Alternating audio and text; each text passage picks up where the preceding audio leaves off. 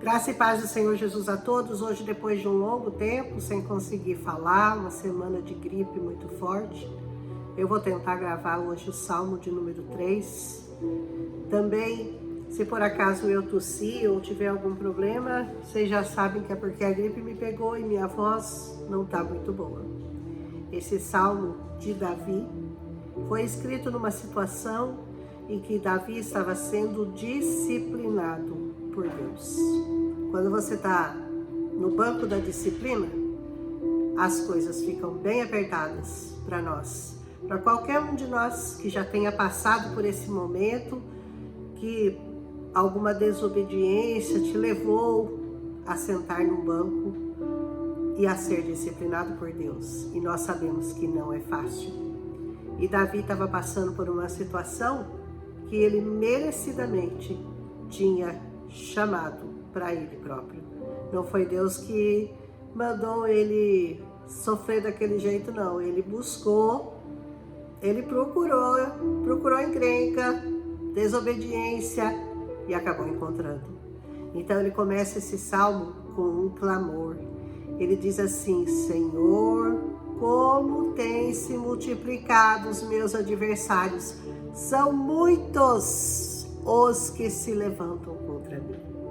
São muitos os que se levantam contra você também, mas você já analisou a sua vida e você já procurou saber se todos esses que o Senhor permitiu que se levantassem contra a sua vida são por causa que Ele está querendo te dar alguma correção, por causa de algum pecado seu? Será que não? Então nós vamos entender a situação do Davi. O Davi, nessa época aqui, ele tinha se deitado com a Batseba, que era a mulher do Urias, o capitão da guarda dele. E não só ele se deitou com ela, quando ele a viu lá no pátio do palácio, ficou encantado com ela e não resistiu, deveria ter resistido. Ele tinha muitas mulheres para ter resistido a mais uma, mas aquela lá ele não resistiu não. Ele chamou para o palácio, sabendo que ela era casada, sabendo que ela era mulher do capitão da guarda que estava lutando lá por ele na guerra, e mesmo assim ele se deita com ela. Mas o problema é que ela engravida. Então o que ele faz? Ele vai tampar um buraco com um outro mais fundo. Ele vai tentar tampar um erro fazendo um outro maior ainda. Ele chama Urias, que era o capitão, para que ele viesse e se deitasse com a mulher dele, porque assim ele ia achar que o filho era dele e não do Davi. Vai vendo a história. E aí então, só que Urias nem assim não pecou. Urias veio da guerra, chamado por Davi, mas disse pro rei: eu não vou me deitar com a minha mulher enquanto os meus colegas estão lá lutando pela nossa causa. Ele foi muito mais nobre, né, que o Davi. E o Davi ficou sem opções. Ou melhor, ele achou uma opção pior do que trair o amigo, do que se deitar, cometer adultério. Ele disse: eu vou colocá-lo na frente da batalha para que ele morra. E assim eu posso ficar com a mulher dele sem problemas. Será que é sem problemas mesmo? E assim ele fez, e Urias realmente foi colocado na frente da batalha e morreu. E pouco tempo depois ele recebe a visita do Natã, o Davi. E o Natã, que era o profeta da época, profeta daquele tempo, contou uma história para ele. Uma pessoa tinha muito dinheiro, Davi. Ele era muito rico, ele tinha muitas vacas. E ele recebe um visitante na casa dele, sabe o que ele faz? Ele manda matar o do vizinho, que só tinha uma. Só tinha aquela vaquinha lá, não tinha mais nada. O outro tinha milhares. E o Davi fala: é digno de morte quem fez isso. É digno de morte quem fez isso. E ele diz: esse é você. Esse é você, Davi. Porque você tinha tantas mulheres. Você tinha todas as mulheres do reino à sua disposição. E você foi se deitar com a mulher do seu amigo que estava lutando por você. E ainda por cima, adúltero, você se tornou um assassino. Então a sentença de Davi era essa: morte. Mas o Senhor decidiu não matá-lo. Mas o profeta dá a ele uma sentença talvez pior que a morte. Ele diz: por causa do que você fez, a espada não se apartará mais da sua casa, e os seus se levantarão contra você. E pouco tempo depois, o próprio filho dele, o Absalão, manda matar o próprio irmão, o Amnon, porque o Amnon tinha se deitado com uma filha do Davi, uma das filhas dele, porque ele tinha várias mulheres, mas todos eram filhos de Davi. Mas ele se apaixona pela Tamar, uma das filhas de... O Amnon se apaixona pela Tamar e estupra a Tamar. E quando o Absalão fica sabendo, ele mata o Amnon. E quando o Davi fica sabendo, ele fica sabendo que todos os filhos dele tinham sido mortos. Imagina? Imagina que dor. Mas na verdade era só o Absalão mesmo. Era só o Amnon que ele tinha matado. Mas um filho é um filho, não interessa, né? A dor é muito grande. Aí o Absalão tem que fugir. Mas alguns anos depois, o Davi, já recuperado da dor da perda do Amnon, ele era apaixonado pelo Absalão. O Absalão era um homem muito bonito, muito poderoso. E o Absalão volta para o reino. E aí sabe o que ele faz? Ele começa a conquistar as pessoas do reino do pai dele para persuadi-las a nomeá-lo como rei. Ele intenta tomar o reino do seu pai. E ele consegue. Ele faz uma revolução. E o que o profeta tinha dito ao Davi: aquilo que você fez em oculto será feito à luz do dia. E sabe o que o Absalão faz quando o pai dele foge? Sabendo que ele havia conquistado o coração das pessoas. Como que ele conquistava o coração? Ele se punha na porta da entrada do palácio lá do rei, lá na entrada da cidade, e ele ficava assim, conversando com as pessoas. Ele era muito agradável, muito simpático. O que você veio fazer? Eu vim aqui conversar com o rei, porque eu tenho uma causa assim, assim. E aí ele falava assim: se eu fosse o rei, eu daria essa causa para você, com certeza, eu te ajudaria, porque você tem toda a razão. E assim ele foi conquistando todas as pessoas do reino, até que chegou num ponto em que alguns se levantaram contra Davi e ficaram ao lado do Absalão. E ele então perseguiu o rei. Davi teve que fugir do palácio, o próprio filho perseguiu, e ele teve que fugir do palácio. E sabe o que ele fez? O que o profeta tinha dito: o que você fez escondido será feito à luz do dia para que todos vejam. Ele se deitou, ele colocou todas as concubinas do Davi no terraço da casa dele, fez com que todos assistissem, e ele estuprou todas, ali, à luz do dia, se deitou com todas as concubinas de Davi. E o Davi, então, nesse momento, imagina a tristeza, ele estava fugindo, porque ele estava sendo perseguido pelo seu próprio filho, que tentava lhe roubar o reino. Então você imagina a dor que ele estava sentindo, porque a traição, quando vem de alguém que você ama, ela é muito pior do que uma traição qualquer, uma traição de uma pessoa que você não ama tanto, que não é seu parente de sangue. Então essa era a situação do Davi. Então um pecado que levou a outro pecado, que culminou na destruição e na perseguição, e no fim dessa história ele acaba ganhando a batalha e o próprio Absalão acaba morto. Ele tinha um cabelão, não sei se vocês já leram a história, depois vocês leiam. Ele acabou enroscando nos galhos e foi morto por um flecheiro.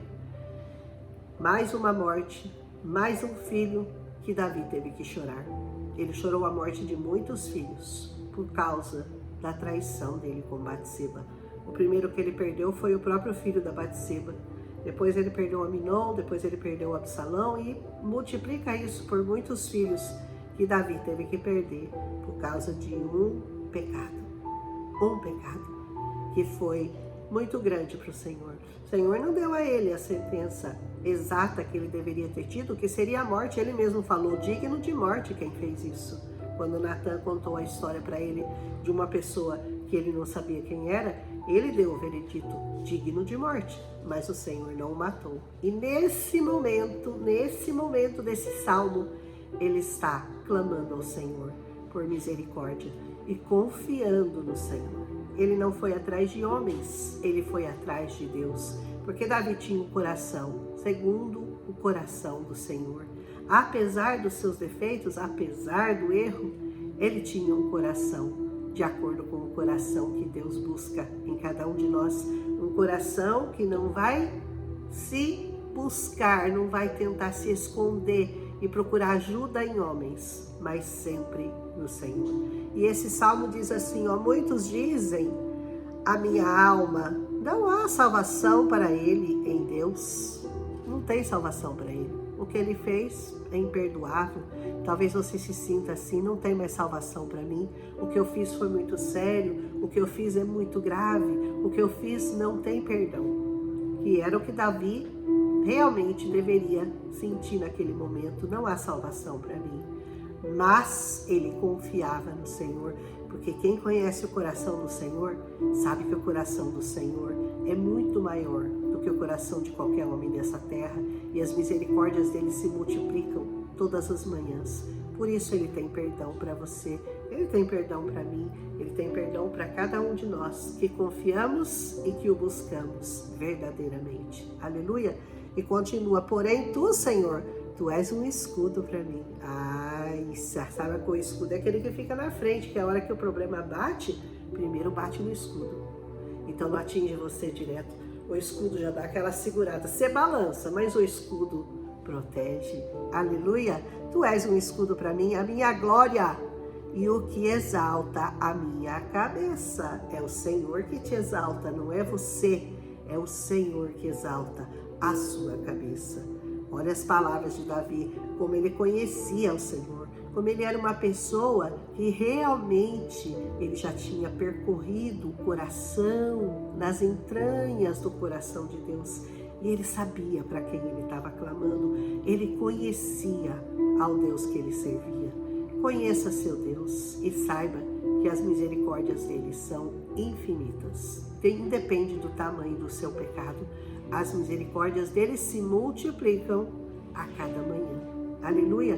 E ele continua assim, com a minha voz eu clamei ao Senhor, e ele me ouviu desde o seu santo monte. O santo monte do Senhor é Jesus Cristo hoje. É o nome de Jesus. Você clama ao Senhor desde o santo monte dele, ou seja, desde Jesus, do nome de Jesus, e ele te ouve. Aleluia! E ele diz assim, e eu me deitei e dormi. Eu não tenho o que fazer, né? O Senhor vai cuidar de mim, ele confiava nisso. Eu vou deitar e vou dormir. Não importa qual é o seu problema, o Senhor tem sono para os seus justos. O Senhor tem sono tranquilo para você. Aleluia! E ele diz, eu me deitei e dormi. Eu acordei, porque o Senhor me sustentou. Por que você acorda todas as manhãs? Porque o Senhor te sustenta durante a noite. Porque se Ele não te sustentar, meu irmão, você não acorda. Você não acorda. Aleluia! Não temerei 10 milhares de pessoas que se puseram contra mim e que me cercam. Ele estava cercado. Ele estava cercado pelos exércitos do Absalão que queriam derrubá-lo, destruí-lo. Ele estava ali andando por aquelas encostas da cidade que ele construiu, se escondendo do próprio filho que queria matá-lo, que queria roubar-lhe o reino. Mas ele era muito amado, né? Ele tinha as pessoas fiéis a ele, que o amavam, apesar do Absalão ter roubado o coração de muitos do reino, mas ele ainda tinha o coração de muitos. Ele diz, não temerei então as pessoas que se puserem contra mim e que me cercam. Não tema as pessoas que se colocam contra você e que te cercam. Quando você tiver a certeza de que o Senhor é que está lutando as suas guerras, não confie em pessoas, confie no Senhor. Esse salmo vai te ensinar isso, porque a situação do Davi era bem grave e mesmo assim ele confiou, ele não temeu, ele seguiu em frente, ele deitou e dormiu no meio de todo aquele problema. Parabéns para ele, né? Ele diz assim, levanta-te, Senhor, levanta-te, ó Deus, peça para o Senhor que ele se levante por você, levanta-te, salva-me. A principal coisa que o Senhor pode fazer por você é dar a sua salvação. Nada é mais importante, nada é mais precioso nessa terra para o Senhor do que a sua salvação, a salvação da sua alma. Deus meu, pois feriste a todos os meus inimigos, todos eles, nos queixos, quebraste os dentes dos ímpios, do queixo e o dente, feriu e destruiu a cara do seu inimigo. É assim que o Senhor faz com os nossos inimigos. Ele destrói, ele arrebenta a cara deles, o queixo e os dentes. Olha que lindo, né? E diz: a salvação vem do Senhor. Sobre o teu povo seja a tua bênção. Que a bênção do Senhor seja sobre você. Que você nunca se esqueça da história de Davi e que nos momentos mais difíceis da vida dele, ele aprendeu a confiar plenamente no Senhor, sabendo que mesmo cercado de inimigos, o Senhor era poderoso para livrá-lo. Se você se sente cercado de inimigos e se você acha que a sua situação não tem perdão e não tem jeito, pensa nessa situação aqui do Davi, que era muito, muito grave, e mesmo assim o Senhor o livrou. Que você tenha um ótimo dia na presença do Senhor, e amanhã nós vamos estudar o Salmo de número 4. São muitos para a gente estudar, todos lindos, todos têm uma história, todos têm um motivo, todos têm um lugar em que aquilo estava acontecendo, uma circunstância em que o Salmo foi escrito. Por isso é importante a gente não só ler o Salmo, mas a gente conhecer a história de cada Salmo, dos momentos que eles foram escritos. Que o Senhor traga a luz para você, mais revelação sobre este Salmo de número 3, o Salmo de Davi. Amém? Um abraço em Cristo Jesus. Se você gostou, deixa seu like, compartilha com as pessoas que você ama. E amanhã nós vamos fazer o número 4, se a minha voz permitir. Um abraço em nome de Jesus.